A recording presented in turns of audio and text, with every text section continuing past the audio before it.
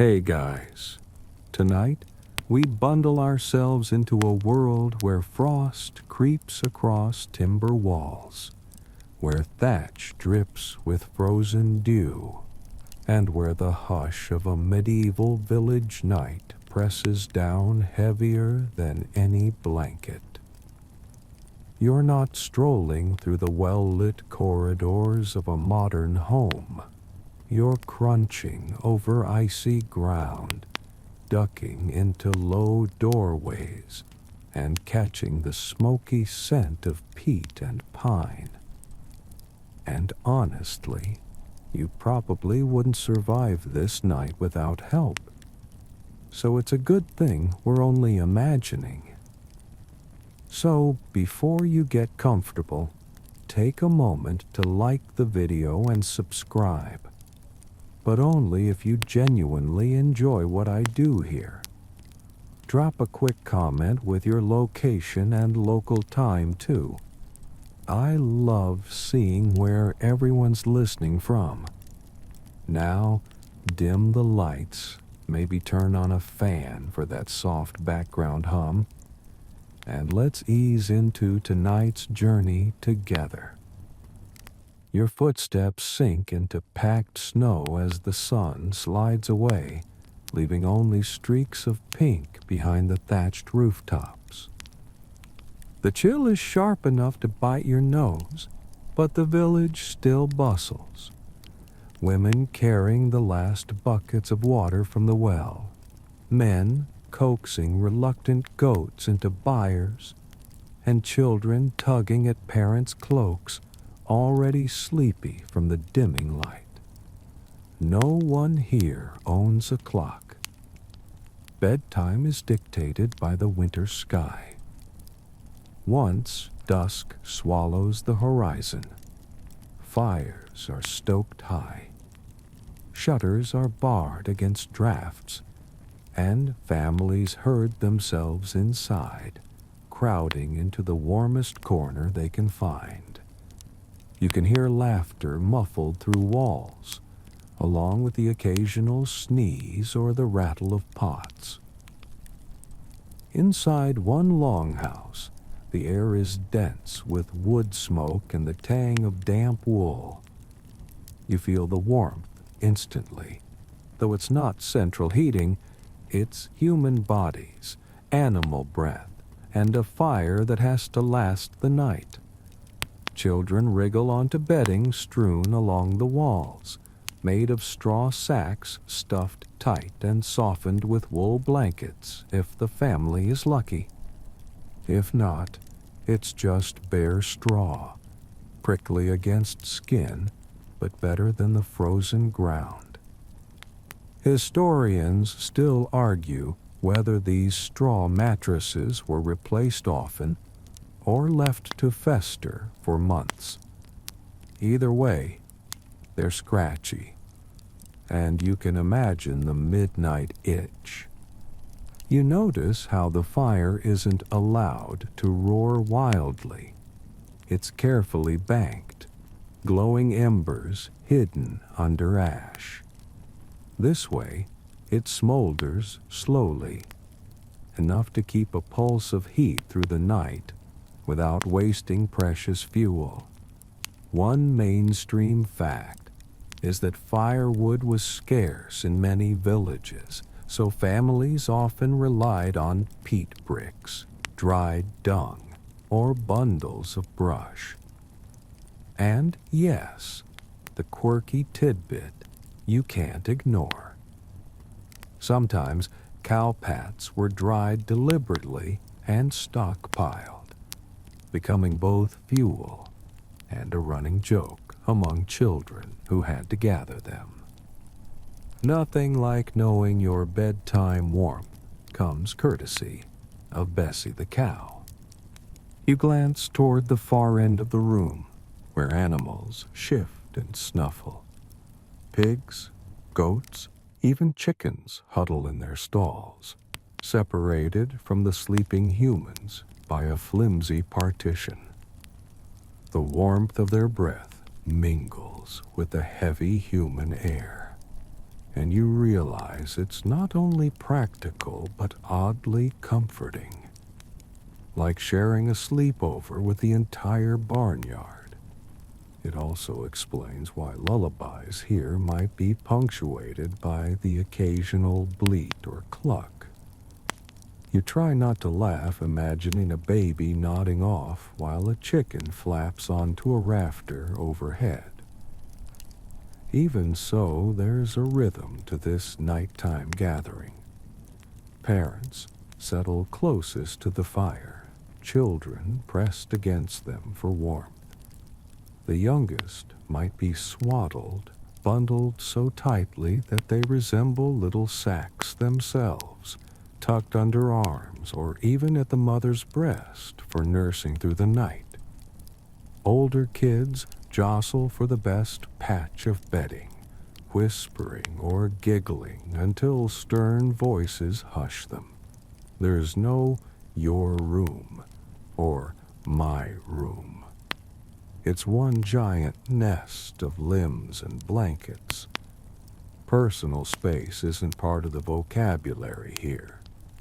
The noises outside fade, just the faint howl of wind across the fields, rattling shutters.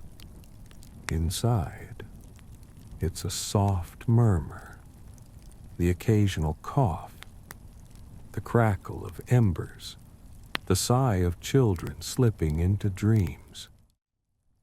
You curl up near the wall, straw poking your cheek, and realize that even though it's cramped, itchy, and noisy, there's a strange coziness in knowing everyone is gathered together. A family might go hungry, but at least they wouldn't freeze alone. And as your eyes drift heavier, you picture the village as a whole. Dozens of huts glowing faintly in the dark, smoke curling upward to vanish into the frozen night. Every family huddled into its own rhythm of survival, carrying with them both the ordinary facts of life and the little eccentricities that scholars still squabble over centuries later. You're not in a castle, not in a city, just a humble village clinging to warmth in the middle of a long, punishing winter. And here, children's dreams begin. The sun dips lower, and shadows stretch long across the village streets, giving each longhouse a lean, huddled look. You trudge past a frozen trough where a goat nibbles at what little hay remains, and your boots crunch against hardened snow. Dusk doesn't just mark the end of day. It signals a shift in the entire rhythm of life. Families tighten their routines, and children are shepherded toward their sleeping places, which are far more creative than a simple bed. Some curl up in corners beneath eaves, while others share a plank or a mat near the fire, the heat curling around their small bodies like a protective wave. Historians still argue whether children were ever truly separated from adults at night, or if co-sleeping was universal. Inside, the longhouse smells of smoke and the faint tang of livestock. Straw mats line the walls, sometimes layered with furs if the household is fortunate. You notice how children's sleeping spots are strategically chosen, near the warmth of the fire or snuggled against an older sibling or parent. It's practical but also oddly reassuring. a human network of heat, the medieval equivalent of electric blankets, but with much more personality. You probably wouldn't survive the night if you were left in the cold corners, so this arrangement isn't just cozy, it's life-saving. Animals are part of this nocturnal map, tucked into corners or stalls. Goats, pigs, and occasionally a sheep shuffle and grunt, sharing warmth with the human occupants. Fringe evidence suggests some villages even allowed cats to sleep alongside children, more for pest control than companionship, though you can imagine the chaotic purring and clawing. Mainstream historical accounts confirm that livestock near living quarters was common across northern Europe, particularly in harsh winters. The arrangement meant that children were often lulled to sleep by soft snorts, snuffles, or the occasional startled squeal. You notice how space is maximized. Sometimes a narrow loft above the main room hosts sleeping children, while adults occupy the ground floor near the hearth. It's a layered approach, not just for warmth, but to conserve the precious real estate of the longhouse. Some children even shared sleeping surfaces with older cousins or visiting kin, creating a dense patchwork of humanity. The fringe tidbit. Some records mention children using small wooden boards under mattresses to trap heat, which sounds odd, but it might have worked. Historians still argue whether these boards were widespread or isolated to a few inventive households. In corners away from the hearth, you notice tiny collections of personal items, a favorite toy, a small carving, maybe a piece of jewelry scavenged or gifted. These objects are rare, but they hint at an awareness of personal space and comfort, even in the cramped chaos. You realize that children's sleeping arrangements weren't just about warmth. They were about security, familiarity, and ritual. There's something quietly human about the way they clutch these items as they drift off. A medieval version of a nightlight or blanket fort. Outside, the wind howls across frozen fields, rattling shutters. But inside, the longhouse forms a self-contained universe. The murmur of children whispering, an older sibling shushing them, the rustle of straw as someone settles deeper into their bedding. It's a soundscape of survival and care. Fringe sources even suggest some households had listening children, older kids stationed near the door or loft to warn of intruders or wolves, blending play and duty in ways that probably exhausted them, but added a layer of safety. You trudge mentally through these spaces, imagining the choreography of sleep. Children curled in every available corner.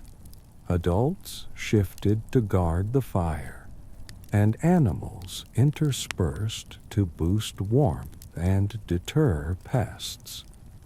Each longhouse is a miniature ecosystem, every body strategically placed, and every straw-filled mattress part of a larger network of heat. It's cramped, it's scratchy, but it works. You can practically feel the warmth radiating in waves, a buffer against the harshness of the winter night. By now, the last light has vanished, leaving only the glow of embers and the occasional moonbeam sneaking through the smoke-darkened windows. Children begin to yawn, stretch, and settle. Some snore lightly, others whisper prayers or small songs, familiar refrains that calm them into sleep. The world outside might be cold and hostile, but inside, the village holds its own rhythm, a delicate balance of human ingenuity, simple routines, and the quiet hum of survival. You slide your fingers through coarse straw, feeling the familiar roughness that forms the backbone of almost every child's sleeping arrangement. Straw mattresses are the unsung heroes of medieval winters, cheap, insulating, and surprisingly resilient. You trudge carefully around the bundles, mindful of lumps and stray stalks that poke through thin wool coverings. Mainstream historians note that these mattresses were rarely replaced more than once or twice a year, which makes you wonder how anyone got a full night's rest without wincing.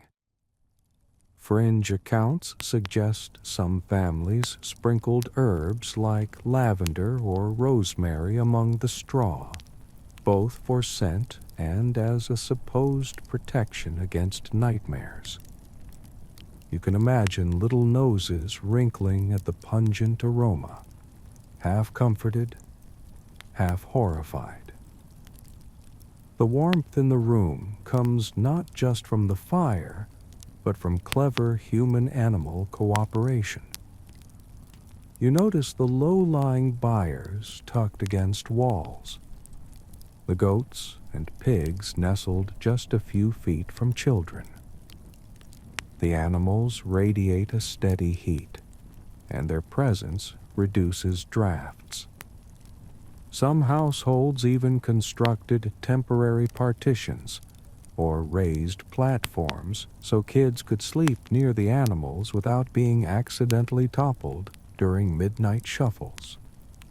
Fringe sources suggest that pigs, in particular, were prized for their warmth, sometimes intentionally encouraged to sleep in bedding areas.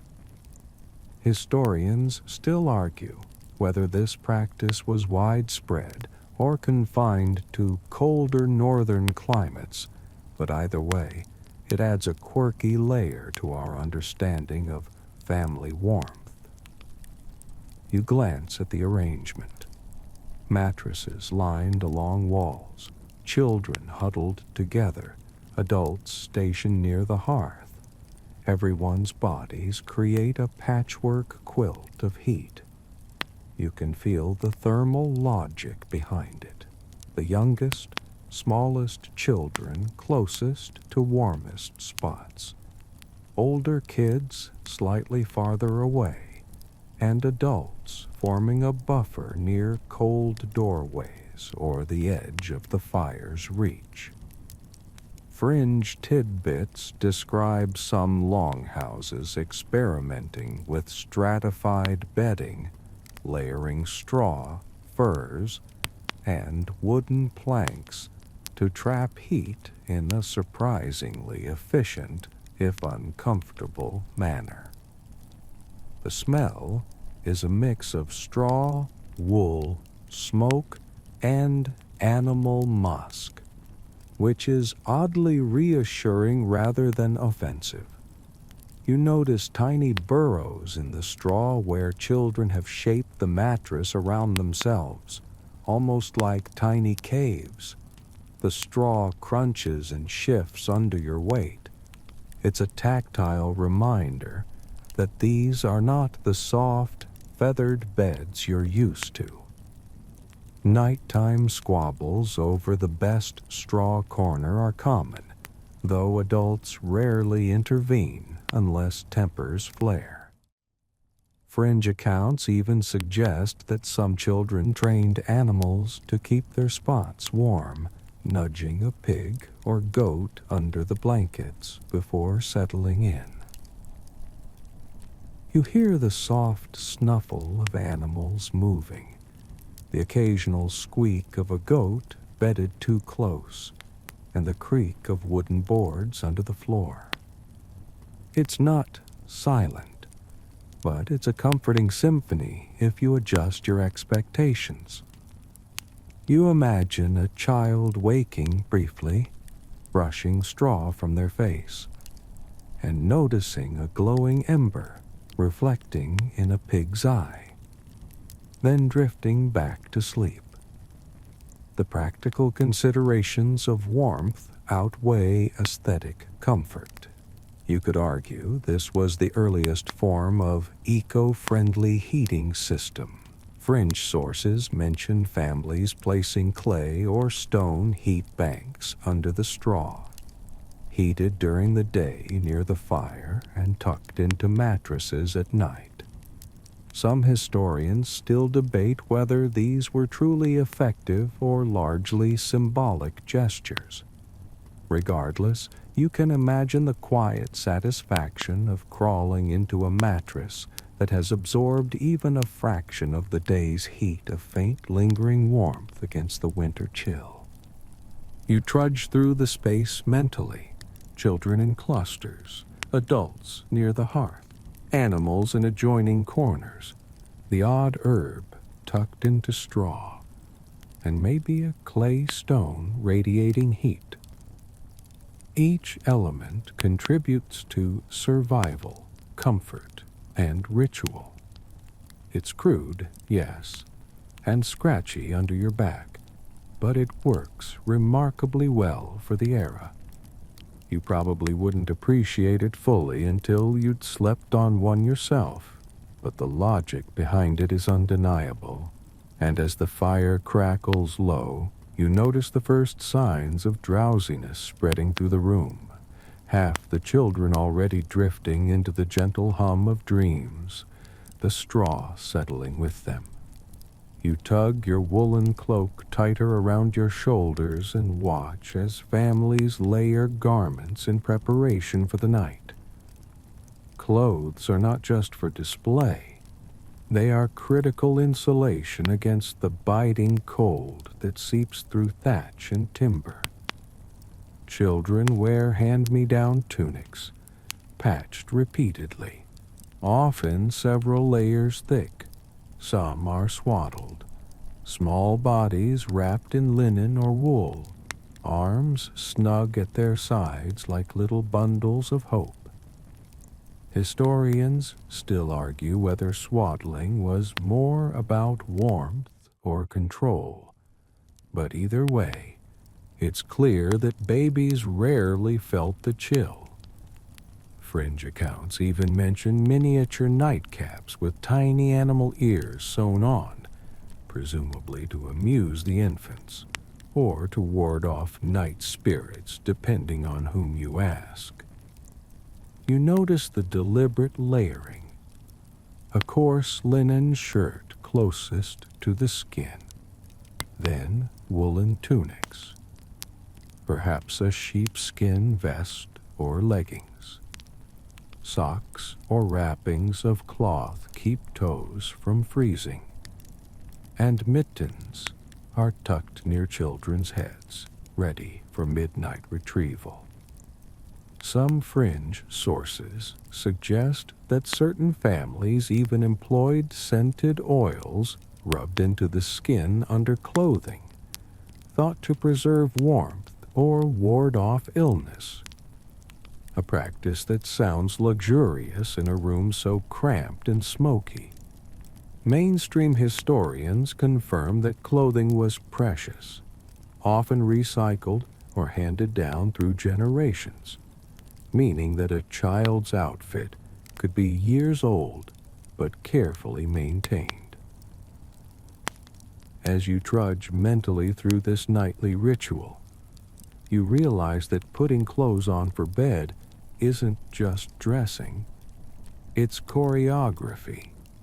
Parents help the youngest, securing swaddles and tightening straps, while older children wriggle into layers themselves. The practicality of it all is apparent. The more layers, the better insulation. Yet too many layers might stifle sleep. Fringe sources note that some children were wrapped in multiple layers and then tucked into straw sleep sacks, making them resemble elongated cocooned insects. It's charming in a slightly alarming way. Nightcaps are everywhere, knitted or sewn from scraps, covering ears and foreheads. They muffled the cold, but also the occasional bark, howl, or raucous laughter that drifted from neighboring huts. You probably wouldn't survive a long, bitter night without some form of head covering. Heat escapes quickly from unprotected heads. Scholars still argue whether these caps were originally a practical solution or a later fashion that spread across villages in the north. Either way, they became ubiquitous in households of all sizes. You catch a glimpse of odd accessories tucked near children. A small animal pelt for extra warmth, a carved wooden amulet, or a tiny stone believed to absorb cold. Fringe accounts suggest that in certain regions, a child might even sleep with a small dried herb bundle under their pillow to invite dreams of courage. Mainstream historians note the survival of such objects in archaeological digs, though the intended function, practical, superstitious, or purely sentimental, is debated. As everyone settles into layered garments and swaddling, the longhouse begins to resemble a quilted mosaic of cloth, straw, and animal warmth. Children wiggle under blankets, adjusting layers against scratchy straw, while parents perform a last check of the hearth. You notice how careful adjustments are made. A scarf tucked here, a swaddle tightened there, all aimed at preserving precious warmth and fending off winter's chill. Fringe sources even hint at improvised wind tunnels, where older children were instructed to sit near doorways to block drafts. Functional and slightly comical. The interplay of clothing, bedding, and bodies creates an intricate system of thermal comfort. You can almost feel the heat radiating from layered wool, the gentle compression of straw beneath, and the warmth seeping from bundled bodies nearby. The tiny nightcaps bob as children stir, and you realize that these garments, while simple, are essential tools of survival. They are practical, superstitious, and charmingly inventive all at once. By the time you mentally step back, the longhouse has transformed into a cocooned, wriggling mass of humans, animals, and layered fabric. The scent of wool and faint herbs hangs in the air. Children begin to settle, muffled yawns escaping under nightcaps, and the household drifts toward the quiet hum of slumber. You notice the hush settling over the longhouse as co-sleeping takes center stage. Children cluster against parents or older siblings, forming a living barrier against the cold. There's an unspoken choreography here. The youngest and smallest lie closest to the fire. Older children press against them, and adults, sometimes several, position themselves like living shields around the perimeter. Mainstream historians confirm that co-sleeping was nearly universal in northern European villages during winter, primarily for warmth and security. Fringe accounts add a quirky detail. In some households, a small wooden figurine was tucked under the blankets as a guardian, supposedly warding off evil spirits or nightmares. Scholars still argue whether these figures were genuinely protective or simply a comforting superstition. You catch a glimpse of the midwife, or perhaps it's the household matron, moving silently through the room. She checks infants for fever, adjusts blankets, and ensures no small body is exposed to drafts. Her role is subtle but crucial. She's the nocturnal sentinel, blending practicality with care. Some fringe sources suggest midwives also whispered protective rhymes to newborns, a mix of early medicine and folk magic. The mainstream consensus is that these women were indispensable, especially when illnesses like croup or chills threatened the most vulnerable. The rhythm of co-sleeping carries its own soundscape. You hear soft sighs as children nestle deeper into straw, the occasional shuffle of adults adjusting to accommodate an extra small body, and a faint snuffle from a goat tucked nearby. Fringe accounts even describe temperature negotiations, where children were instructed to adjust position subtly to maximize shared warmth. You can almost see tiny hands tugging at furs, little elbows nudging siblings, all orchestrated in the unspoken logic of survival. Breastfeeding continues in quiet whispers. Mothers rise on tiptoe to nurse infants, careful not to disturb the delicate balance of warmth. Some fringe evidence suggests that older siblings occasionally assisted by rocking the cradle or softly humming lullabies. Historians still argue whether this early communal care created stronger familial bonds or simply served as a practical necessity in cramped spaces. Regardless, you can feel the intimate rhythm of bodies moving, adjusting, and comforting one another. A choreography that's as much about emotional security as it is about temperature. Small, whispered bedtime rituals punctuate the night.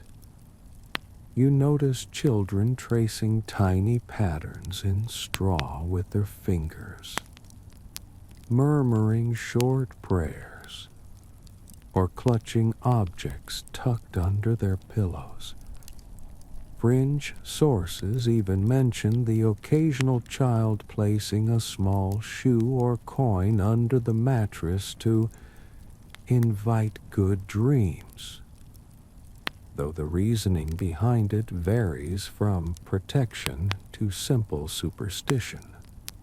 Mainstream historians agree that these little acts were widespread, revealing the human impulse to seek control, however slight, over an uncertain world. Even as co-sleeping continues, the longhouse maintains a careful balance. Adults subtly shift to block drafts, repositioning themselves against chilly doorways or low ceilings. Children wiggle closer to siblings, occasionally letting out tiny giggles or murmurs, all contained within the gentle warmth of human proximity. Fringe evidence suggests that in some communities, a soft hum or lullaby passed from one sleeper to another, creating a communal song of reassurance that traveled across the straw beds. You trudge through the scene, imagining the overlapping bodies, whispered sounds, and soft sighs of contentment. Co-sleeping isn't just a practical solution. It's an orchestrated harmony of warmth, security, and quiet care. Every adjustment, every nudge, every whispered word contributes to the rhythm of survival. And as your eyes grow heavier, you notice that children begin to sink deeper into sleep, bodies entwined with one another and with the household itself. The longhouse, in all its crowded, straw-filled chaos, hums gently with the quiet heartbeat of a village night. You hear the faint clatter of wooden spoons against bowls as the last meal of the day winds down. Porridge, thin and lukewarm, steams from rough-hewn clay dishes, and you can smell the faint tang of dried herbs sprinkled in for flavor. Or maybe superstition. Mainstream historians note that these simple meals were the norm for children and adults alike. Oats, barley, root vegetables, and sometimes salted fish or meat if the family was lucky. Fringe sources add that some households believe that eating a small portion of garlic before bed could ward off nightmares or even keep wolves at bay. Scholars still argue whether such practices were based on actual efficacy or pure folklore. But you can imagine the ritual adding an extra layer of security for tiny, shivering bodies.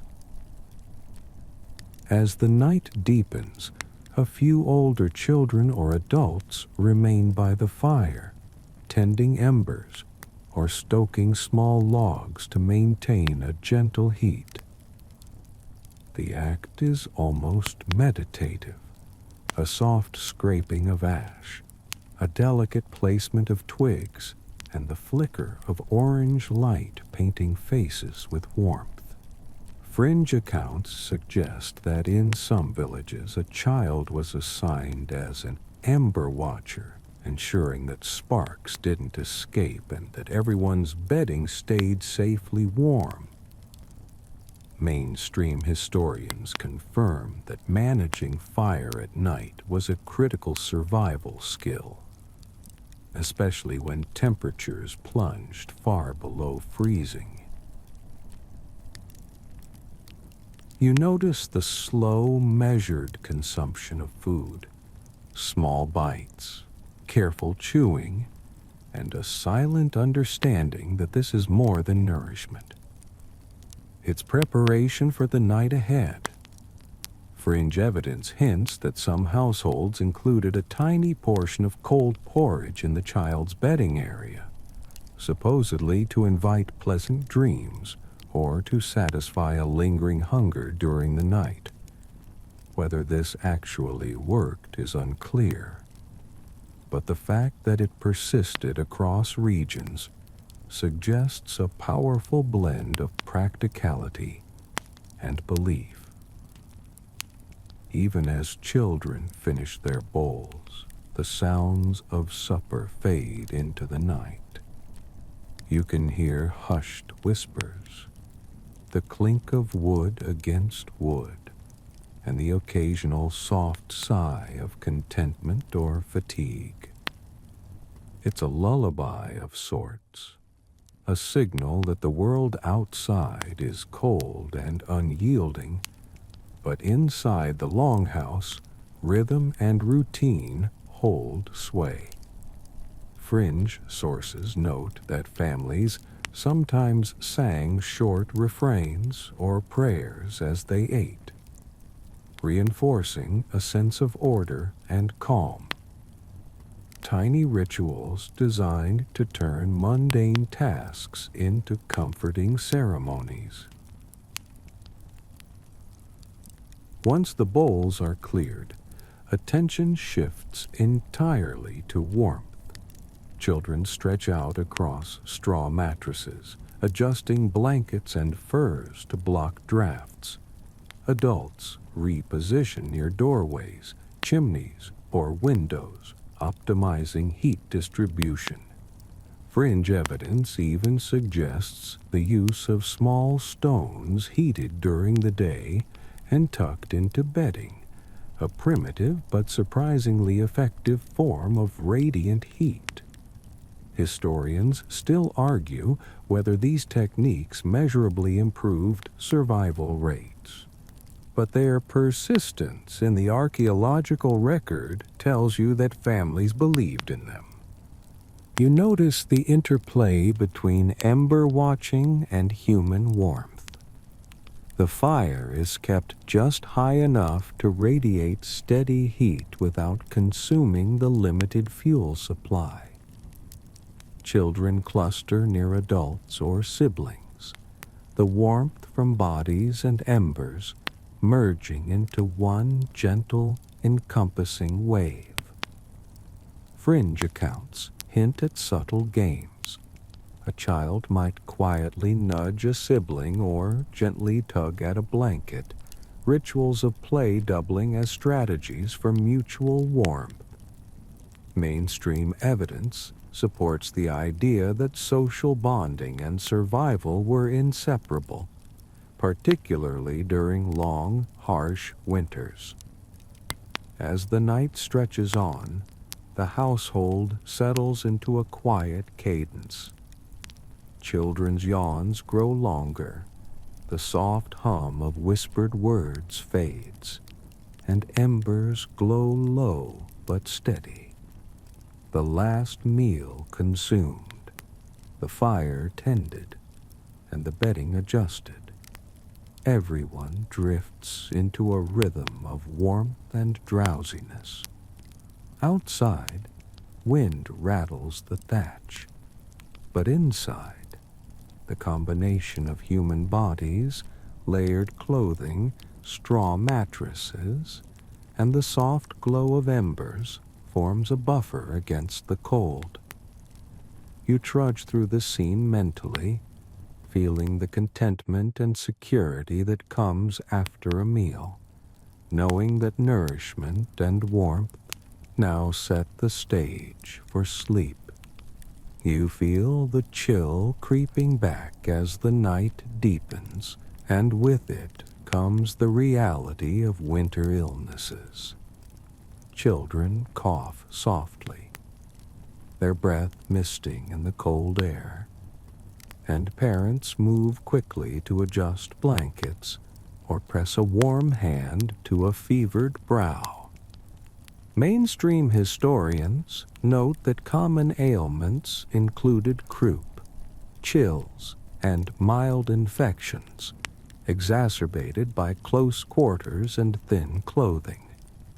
Fringe accounts describe households employing peculiar remedies, a small poultice of crushed herbs, or even a pinch of soot tucked into a child's swaddle, supposedly to draw illness away.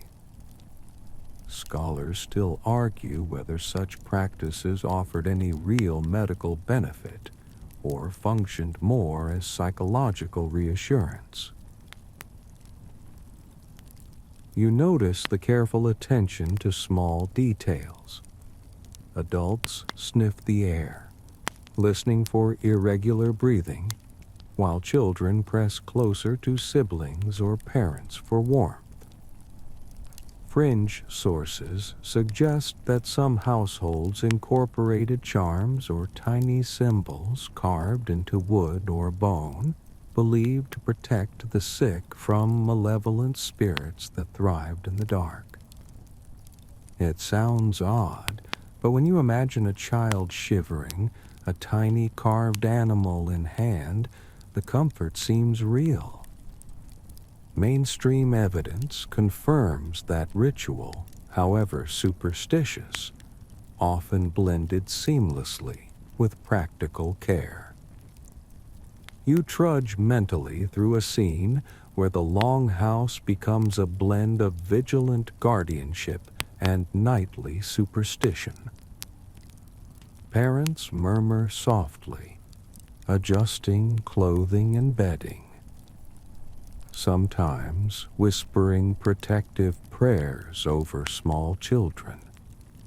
Fringe accounts mention families creating sick corners, where children with fevers would sleep slightly elevated or cushioned with extra straw and furs to ease discomfort.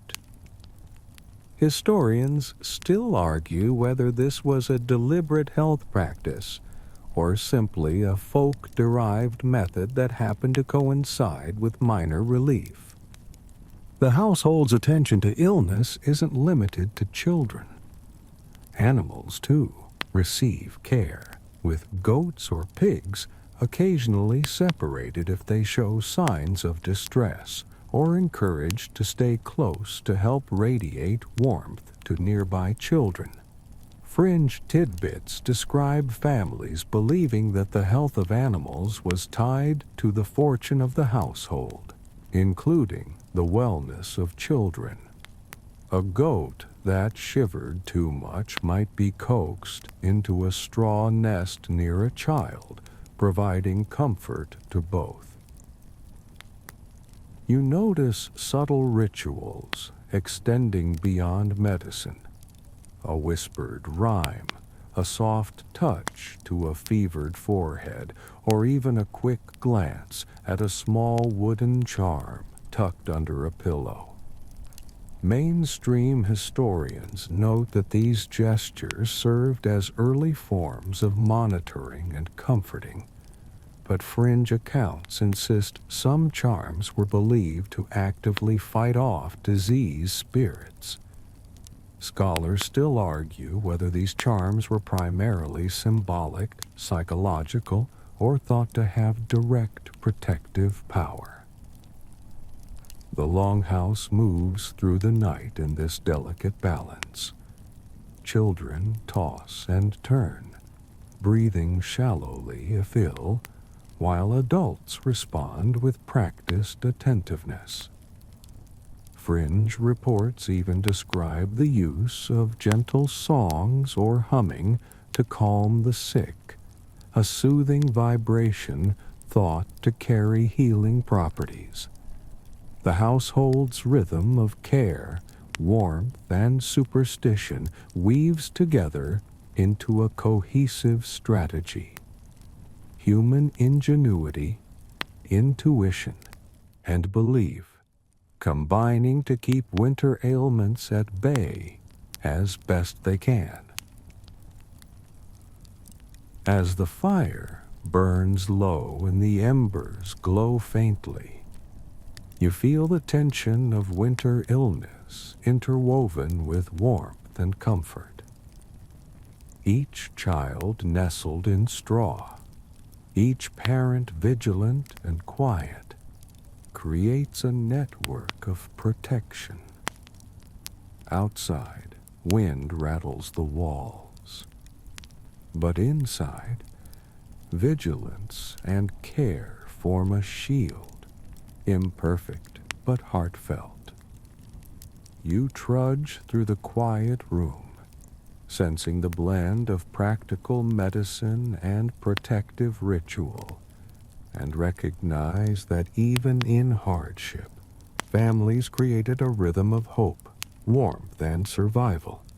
You shiver slightly as the wind howls outside, rattling thatch and shaking loose snow from the eaves, and you watch how the village adapts to extreme cold. Families employ every possible tactic, piling extra straw along walls, tucking children under layers of furs, and using communal sleeping arrangements to conserve warmth. Mainstream historians note that this pooling of body heat was a crucial survival strategy during brutal winters, particularly when fuel was scarce and temperatures plunged well below freezing. Fringe sources suggest that some longhouses even used hay barns as auxiliary sleeping spaces, where groups of children and animals shared warmth in tightly packed quarters. Scholars still argue whether these barns were primarily for convenience or an essential lifeline for survival. You notice that heat is a precious commodity. Stones or clay bricks are warmed by the fire during the day, then tucked into straw mattresses at night, a clever, low-tech method to maintain radiant heat. Fringe accounts describe children using small wooden heat boxes under their bedding, which could retain warmth for several hours. Mainstream evidence confirms that such methods were widespread, though effectiveness varied. You can almost feel the gentle, steady pulse of heat emanating from each carefully prepared corner. Communal sleeping shifts are another fascinating adaptation. Older children sometimes rotate positions near doors or drafty walls to shield younger siblings, or to ensure that fire embers are tended without leaving infants exposed. Fringe tidbits describe small games or informal competitions where children try to keep the cold monster away, blending playful behavior with practical survival. Historians still argue whether these strategies significantly reduced winter mortality or primarily served to organize household labor and vigilance. You notice the rhythmic shuffling of bodies as the night progresses. Adults subtly reposition to block drafts. Children shift closer to siblings or furs.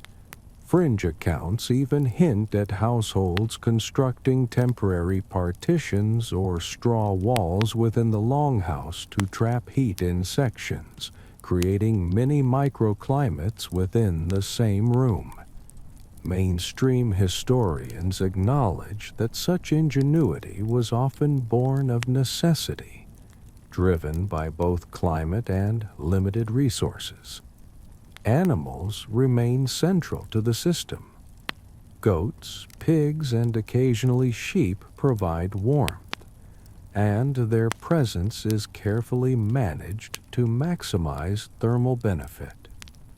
Fringe sources suggest that families sometimes trained animals to stay in specific positions near children, ensuring optimal heat transfer. Scholars still argue whether these arrangements were consciously planned or evolved naturally through trial and error over generations. You trudge mentally through the household, a patchwork of straw, furs, and bodies, interspersed with animals and heat stones, all orchestrated to survive the relentless winter. Ember watching continues quietly, the fire smoldering to maintain just enough warmth. Fringe accounts describe older children performing subtle duties like rotating stones or shifting straw layers while others sleep, a blend of responsibility and survival education. Mainstream evidence confirms that such routines helped preserve both warmth and vigilance, a practical yet ingenious system.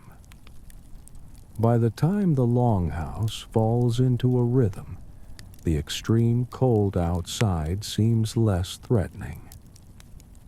The combined strategies, layered bedding, heated stones, communal sleeping, strategic animal placement, and careful ember management, create a surprisingly effective buffer. You can sense the gentle pulse of warmth spreading through the room, bodies shifting minimally but purposefully, and children finally settling into deeper, more restful sleep. In these carefully orchestrated microcosms of survival, ingenuity, cooperation, and tradition converge, keeping families alive and comforted in the harshest of winters. You watch the children winding down from the subtle bustle of evening play into quieter routines. Even in winter's grasp, there's a rhythm to pre-sleep activity. Whispered games, hushed storytelling, and the occasional soft hum of a lullaby. Mainstream historians note that such rituals were more than entertainment. They served to ease children from wakefulness into the delicate threshold of sleep, reinforcing familial bonds and communal norms. Fringe sources describe small, almost theatrical gestures, like tracing patterns in straw or flicking embers gently to invite good dreams. Scholars still argue whether these bedtime practices were primarily functional, symbolic, or a blend of both. You notice the interplay of story and morality. Tales passed down through generations are woven into night routines, often cautionary. Beware the wandering wolf, respect the elders, or heed the spirit that prowls the edges of the village. Fringe accounts suggest that children might carry small tokens, like carved bones or tiny sewn figures, as part of these storytelling rituals, supposedly drawing narrative power into their dreams. Mainstream historians confirm that storytelling was ubiquitous, although the specific content and function, education, warning, or amusement remains debated. Children's play also carries a subtle preparation for adulthood.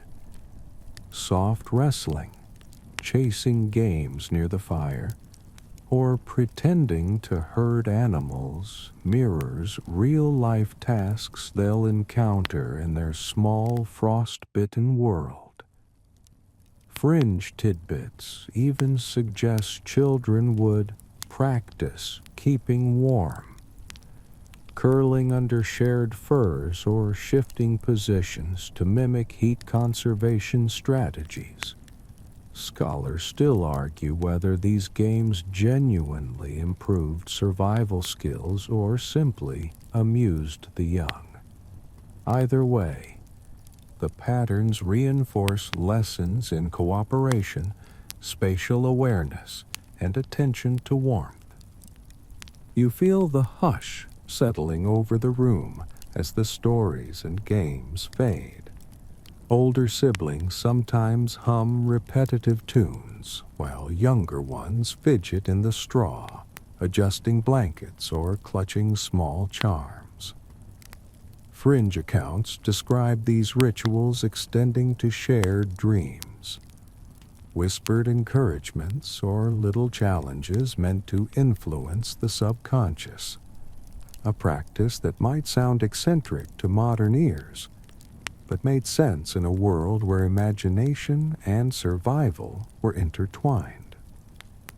Mainstream historians note that such behaviors also strengthened social bonds, embedding communal identity even during solitary sleep.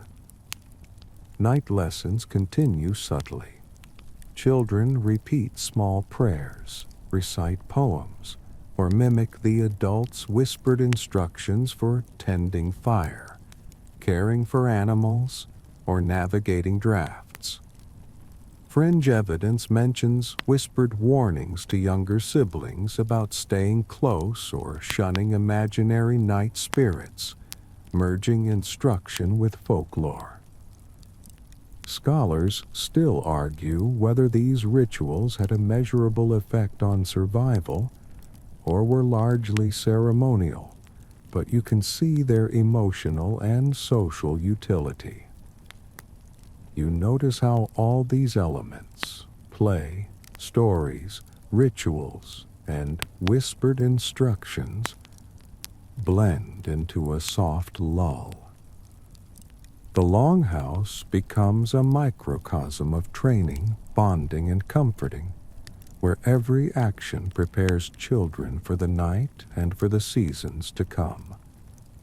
You watch a small child finally slump into straw, clutching a carved animal, eyes fluttering as they drift off. Lullabies and whispered stories fade. Embers glow low but steady, and the quiet hum of human and animal life melds into a gentle rhythm. In this nocturnal tapestry, warmth, imagination, and survival converge. The children's dreams are guided by tales, nudged by rituals, and cushioned by the careful arrangement of straw, furs, and bodies.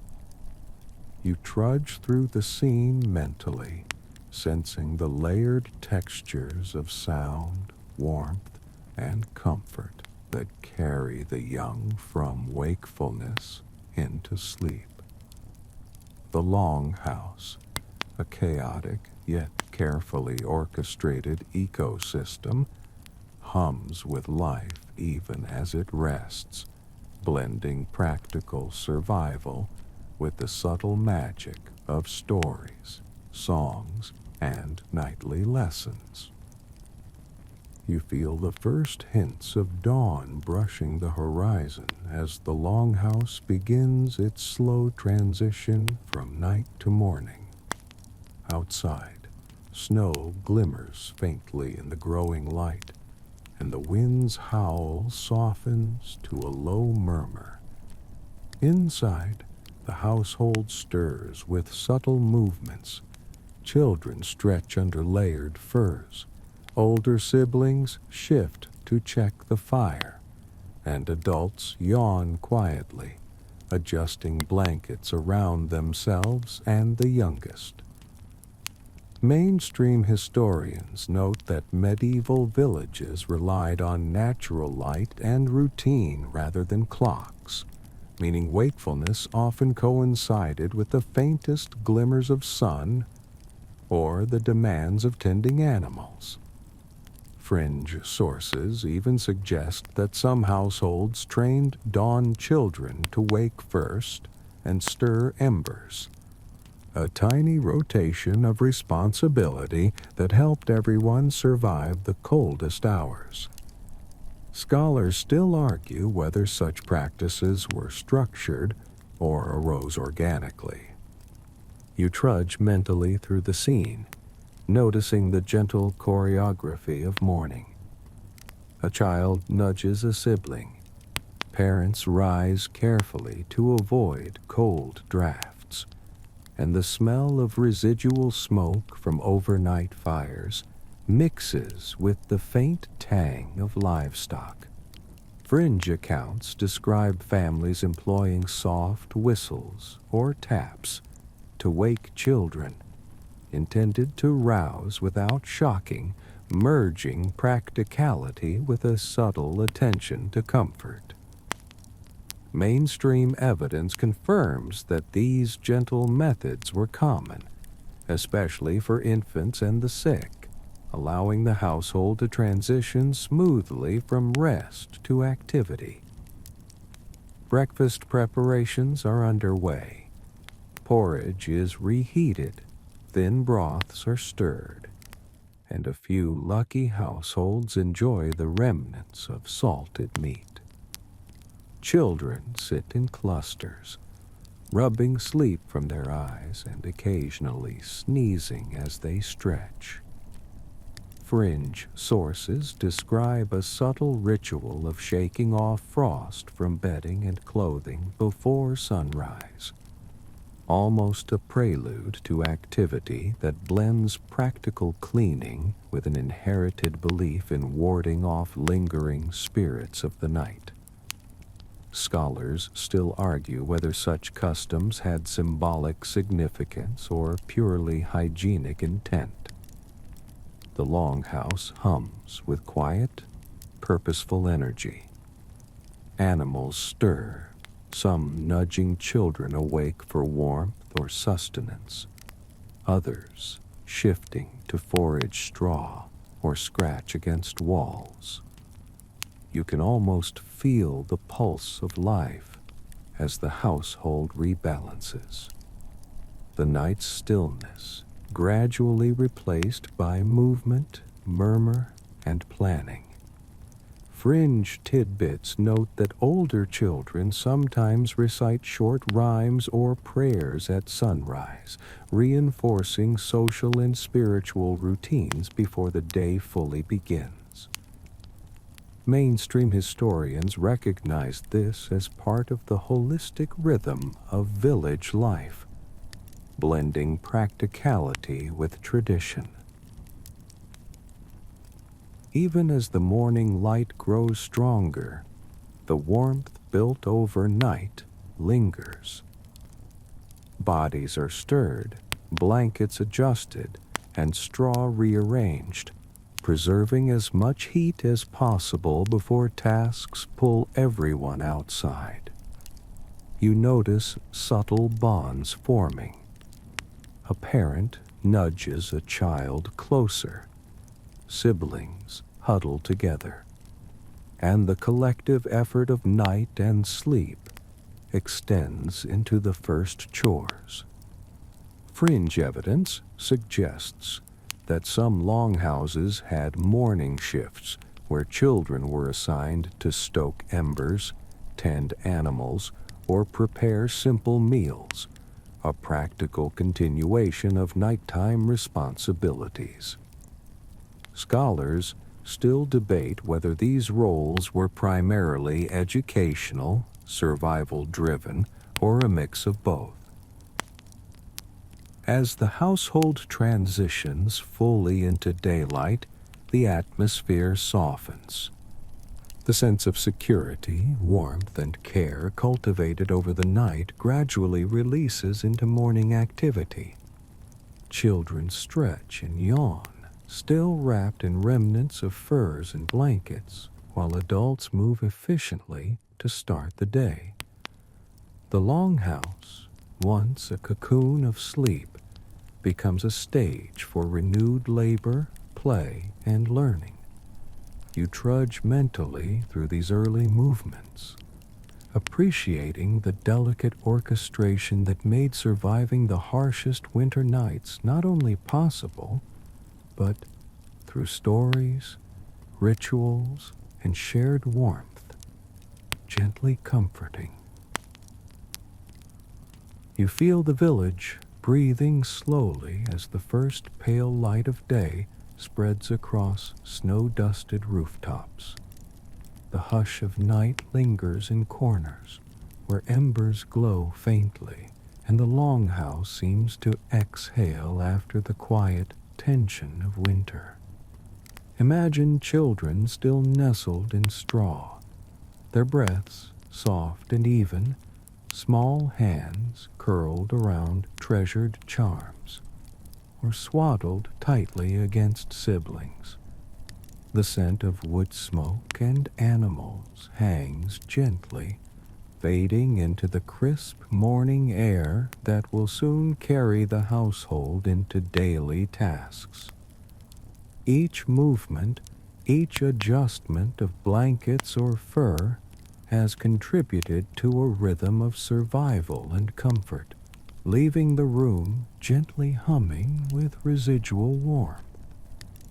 You notice how the layering of straw, furs, clothing, and bodies has formed an ecosystem of care.